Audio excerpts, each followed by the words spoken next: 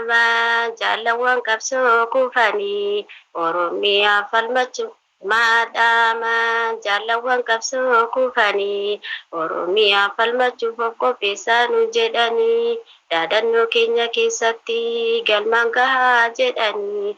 Ba'aa keenya ida'achuuf of qopheessaa nu jedhanii. Ba'aa keenya ida'achuuf of qopheessaa nu jedhanii. Jaalawwan keenya tarree turree daandii dhiigaa tattaraarree akka hin diigamne gadhaa daandii lafee keenyaan ijaarree. Akka waliin jechaa turree nu hojiidhaan fassarannee faana bu'aa nu hordofaa osoo yeroon hin dabarree. Faana bu'aa nu hordofaa osoo yeroon hin dabarree.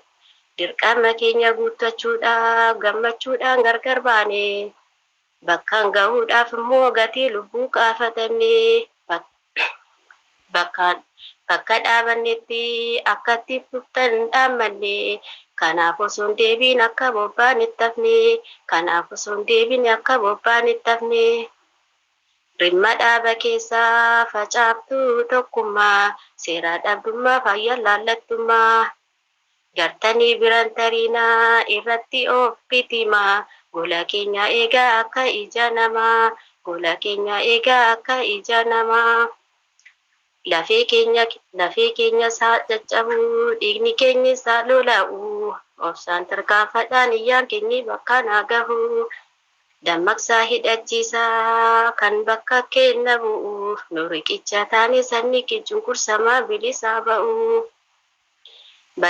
Baddaaf gammoojjii keessatti lafeen keenya addaatu. Waraabessi nyaatee allaattiin haa qorqatu. Waraabessi illee nyaatee allaattiin haa qorqatu. Bakka dhaabnerraa daandii keenya haa falmannu.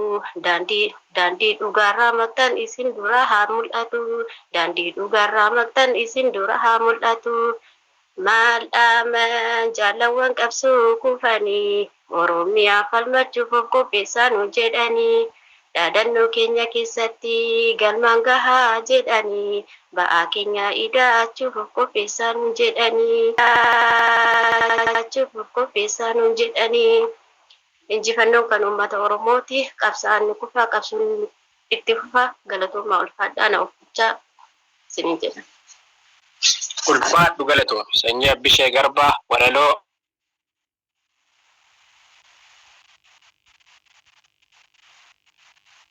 Ulfaadhu galatoomi. Sanyii Abishee Garbaa hedduu galatoomii faaruu lama nuuf faarfattee faaruu alaabaatii fi faaruu gootota Oromoo nuuf faarfattee hedduu galatoomii galanni kee bilisummaa haa ta'u siin jennee jirra. Kanatti aansee kan jiru sagantaan gadda gootota keenyaaf jecha waan nutti dhagahame gaddanii ibsinnaa. Daqiiqaa muraasaaf eegaa gadda keenya ibsanne booda sagantaa itti aanutti deemnaa. Galatooma.